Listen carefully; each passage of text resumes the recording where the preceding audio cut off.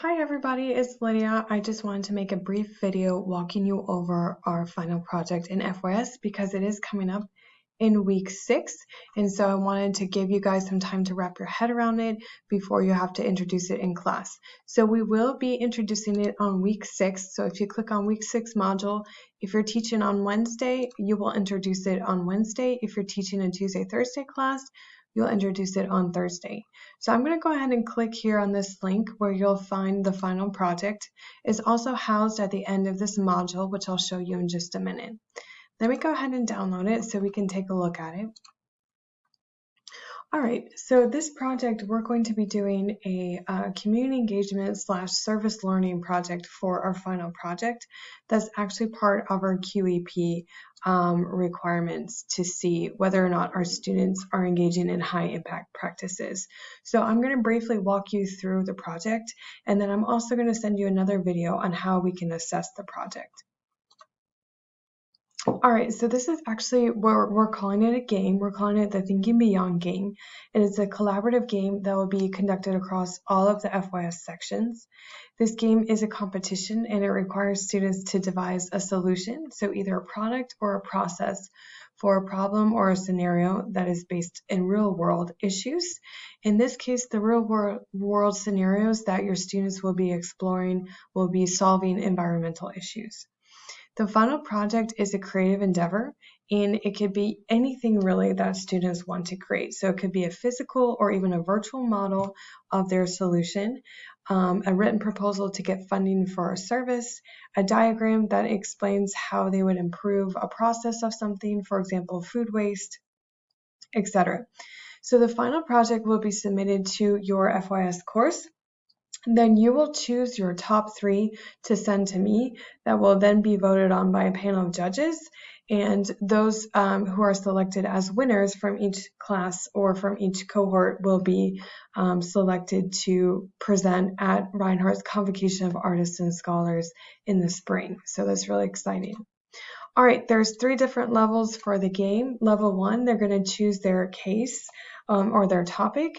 And so there are some suggested topics of interest, but students are not limited to just these environmental issues listed here.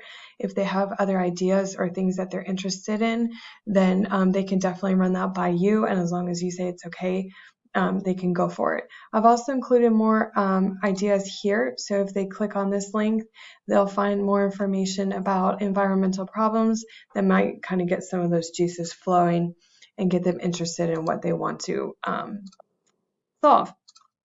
Moving on, there's level 2, and this is where they're going to team up. So each team should have hopefully 5 players. However, we know that if you have a larger or smaller class size, quarantine, all that kind of stuff, that might affect how many students you have participate in your group. So you might need to modify the assignment a little bit, but that's totally fine. So let's talk about each player. So player 1 will be called the global researcher, and their role is to conduct broad research on the topic. So let's say that they are talking about food waste. So this person will conduct research on their group's broad topic and identify national and global organizations that address this topic. The global researcher will dig deeper into understanding the broader impact and importance of their topic, and the global researcher will need to collaborate with player 2. And any research that they conduct should be in APA formatting. Player 2 is what we're calling the local researcher. So their role is to conduct local research on the topic. This person will explore local and community issues in relation to the topic, and will research the local impact and any local issues of this topic where there might be a need for a solution. And the local researcher should collaborate with the global researcher or player 1. And again, any research that they find in this project should be cited using APA guidelines. And so I've added those guidelines here for students if they need help with that. All right, player 3 is called the organizer. So their job is to take all the research that the global and local researchers created and put it into a cohesive format. So they'll be working closely together, making sure that it's an appropriate APA format. However, if you have no organizer in that particular group, then researcher 1 and researcher 2 will just deliver the information to the innovator.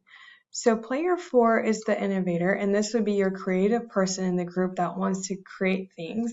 They're going to work together with the rest of the group members to figure out what kind of product they're going to create for this project. So again, whether it's a proposal, a model, an outline of a process change, that kind of thing, they'll be the ones creating the final product in collaboration with everyone else.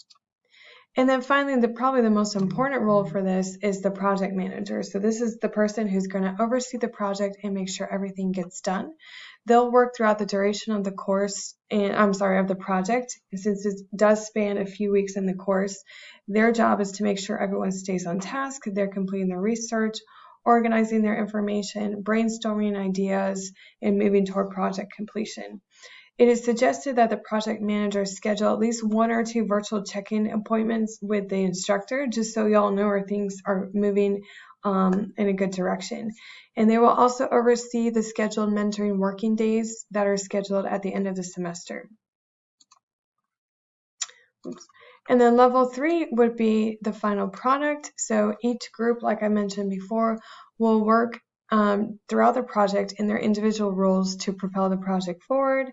And then in the week of November 8th, they'll have working and mentoring days where they're going to finalize their projects in class. Not start their projects, but finalize it. And we talked about the final product already. And then game over. So the project is worth 100 points. Students will be awarded 75 points for successful completion of the project, so submitting some sort of artifact for it. Students will be awarded 25 points for successful completion of a reflection paper on the project, and that's that QEP component, our quality enhancement plan, and how we're going to assess that, and we'll talk about that in just a minute. All final products will be submitted to Canvas, and then, like I said before, you're going to choose your top picks over to me and Dr. May, and then we will submit it for judging. And the top award winners will go on to present at the Convocation of Artists and Scholars, and students will present their final products in class during the last week of class, and awards will be announced on the last day of class during the class party. So very fun, exciting times, hopefully, for our students. I hope they enjoy this project. Let's talk briefly about assessment. Like I mentioned before, this is part of our QEP enhancement plan. And so we are going to be assessing them on certain initiatives. So for this particular project, it falls under professional development, but it's called a service learning or community-based learning project.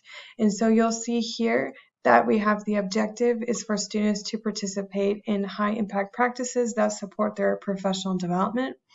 And we're assessing them on these 5 areas. So initiative, independence, curiosity, transfer, and self-assessment.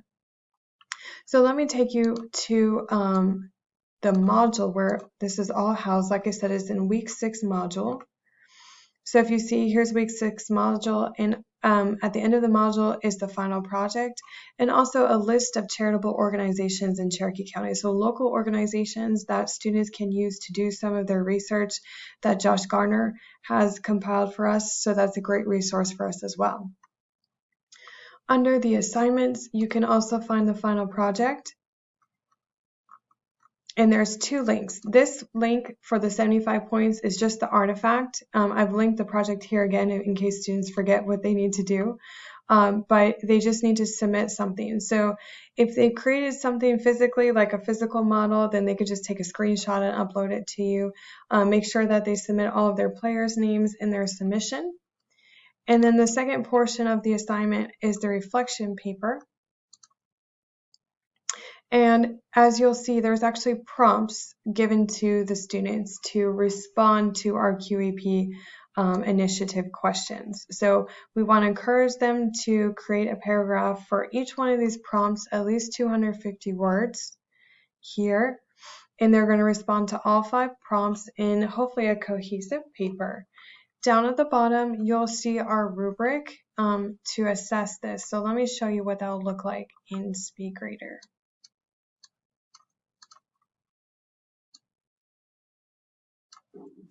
So if I wanted to go ahead and assess my students, I'm going to open up the rubric, and let's say that the student, I feel like in each category they exceeded expectations based on their rubric.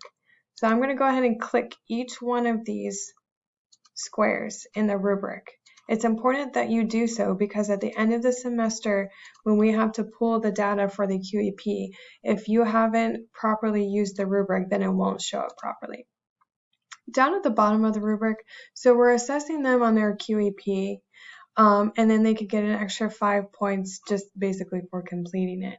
However, I would highly encourage you, even if they don't do well on this rubric, like let's say I have a student that just really didn't do a good job on reflecting on the paper.